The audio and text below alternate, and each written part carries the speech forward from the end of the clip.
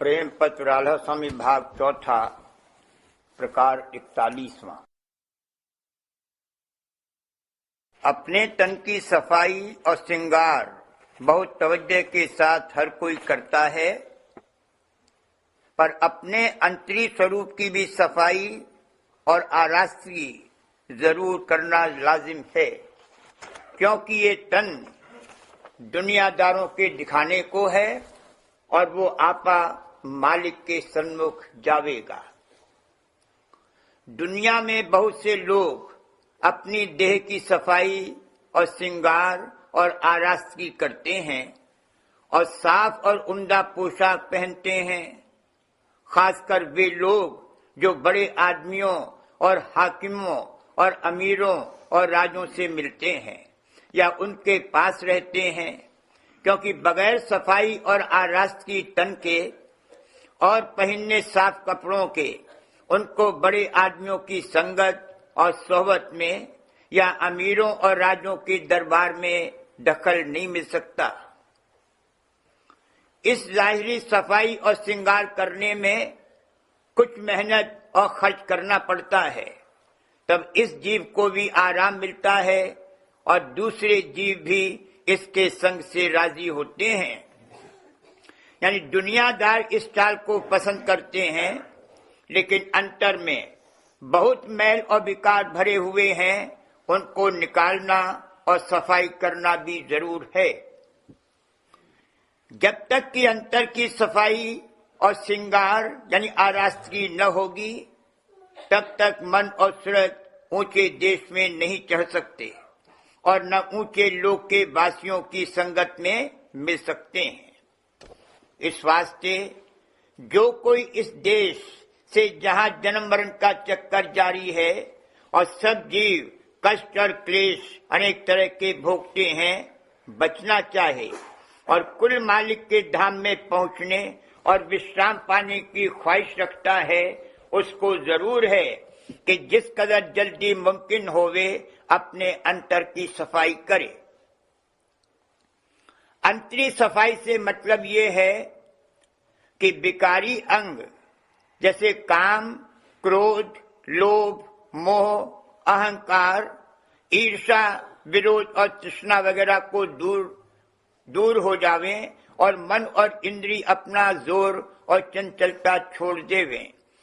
और आरास्ती और श्रृंगार से मतलब ये है कि शील, क्षमा, संतोष, दीनता और भोगों से किसी कदर बैराग और दया और मित्रता वगैरह और मालिक के चरणों में भक्ति और प्रेम हृदय में पैदा हो जावे। यानी किसी के साथ ईर्ष्या या विरोध न रहे और सबके साथ दया और मित्र भाव से बर्ताव करे और संसार के पदार्थ और भोगों की चित्त में चाह और कदर न रहे। यानी सिर्फ जरूरत के माफिक उनमें बर्ताव रहे और फिजूली और हिर्स और तृष्णा दूर हो जावे। यह सफाई और आरास्ती बगैर संत सद्गुरु और उनके प्रेमी जन और साथ के संग के हासिल नहीं हो सकती। यानी जब तक कि जीव संतों के वचन नहीं सुनेगा और अपने मन में नहीं विचारेगा, तब तक संसारी ख्याल और स्वभाव और चाहें और व्यवहार उसके नहीं बदलेंगे। और जब तक संत सद्गुरु से उपदेश लेकर सूरत शब्द मार्ग का अभ्यास नहीं करेगा, तब तक मन और सूरत का सिमटाव और चढ़ाई नहीं होगी और मलिनता यानी नापाक चाहें और आदतें दूर नहीं होंगी। इस वास्ते जो जीव की अपनी सच्ची और पक्की सफाई चाहते हैं और अपने सच्चे मालिक से मिलने की आशा रखते हैं, उनको चाहिए कि पहले संत सद्गुरु या उनकी संगत से मिलें और सत्संग करके शब्द मार्ग का उपदेश लेवें और जिस कदर बन सके नित्य अभ्यास करें।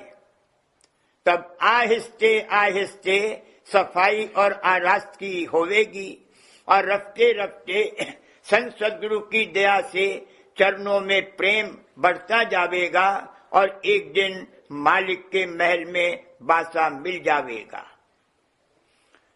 यह काम सब जीवों को, चाहे औरत होवे या मर्द, जरूर करना चाहिए।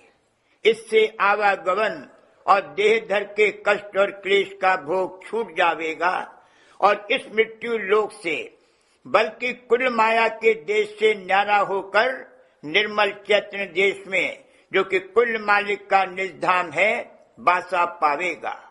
और वो स्थान महा आनंद और महासुख और महाप्रेम का भंडार है और हमेशा एक रस कायम रहता है।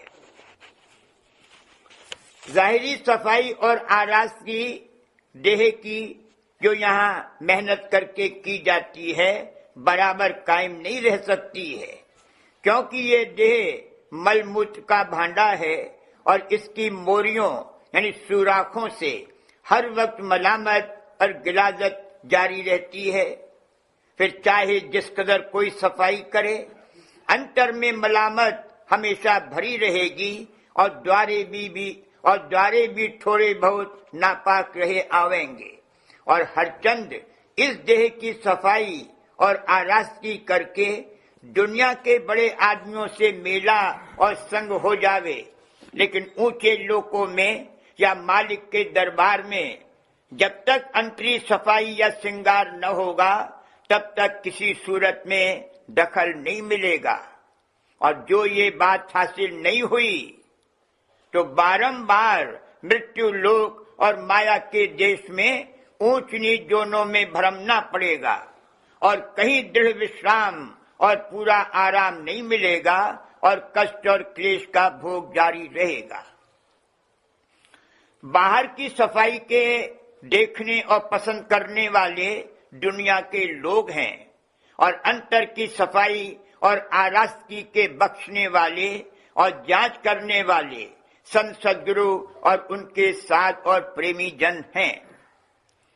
जिसमें अंतरी सफाई नहीं है, वह उनके सत्संग में और भी मालिक के दरबार में आदर और दखल नहीं पा सकता। दुनिया चंद रोजा और नाशवान है, यानी यहाँ की खुशी और आदर थोड़े दिन का है। और जो सच्चे मालिक और संत सद्गुरु की भक्ति नहीं की जावेगी, तो आखिर वक्त और बाद मरने के जमदूतों के हाथ से बहुत तकलीफ और निरादर सहना पड़ेगा। और जब जब देह धारण की जावेगी और छूटेगी, तब ऐसी ही तकलीफ और दुख भोगना होगा। इस वास्ते जो इन दुखों से बचना चाहें, उसको चाहिए कि संत सद्गुरु और उनके प्रेमी जन का संग करके अपने विकार और मलिनता दूर करावे और अंतरी आरास्ती और श्रृंगार करके मालिक के दरबार में दखल पावे और वहां विश्राम करके हमेशा का आनंद और सुख पाने का अधिकारी हो जावे। सफाई और आरास्ती अंतरी और बाहरी हर हालत में मुनासिब और जरूर है, लेकिन जो सिर्फ बाहरी सफाई की तरफ तवज्जो करेंगे और अंतर से बेपरवाही और गफलत रखेंगे, वे नादान और अभागी हैं और हमेशा नुकसान में रहेंगे और बारंबार दुख सहेंगे। और जो अंतरी सफाई की तरफ तवज्जो करेंगे और माफिक उपदेश संत सद्गुरु के कार्रवाई करेंगे, तो उनको दोनों का फल और फायदा हासिल होगा। यानी बाहरी सफाई भी उनसे दुरुस्त बन पड़ेगी और अंतर में उसका रास्ता सच्चे मालिक के निज धाम में पहुंचने का जारी हो जाएगा और एक दिन परम आनंद और अमर सुख को अमर देश में प्राप्त होवेंगे। ऐसे जीवों को दाना, सुजान और बरभागी समझना चाहिए। ये अपना कार्य जैसा चाहिए बनावेंगे और बहुत से जीवों को उनसे फैज पहुंचेगा, यानी उनके जीव का भी कल्याण और उपकार करावेंगे। अपनी अंतरी सफाई की पहचान ये जीव आप ही अच्छी तरह कर सकता है और थोड़ी सी वह लोग कर सकते हैं जो अक्सर उनके संग रहते हैं या जिनको व्यवहार और बर्ताव का काम पड़े। थोड़े से निशान उसके ये हैं कि मन में ख्याल नाकिस और पाप कर्म के उठने कम या दूर होते जावे और बाहर लोगों के साथ बर्तावा इस किस्म का होवे कि जिसमें किसी को दुख न पहुंचे और किसी का हक न मारा जावे।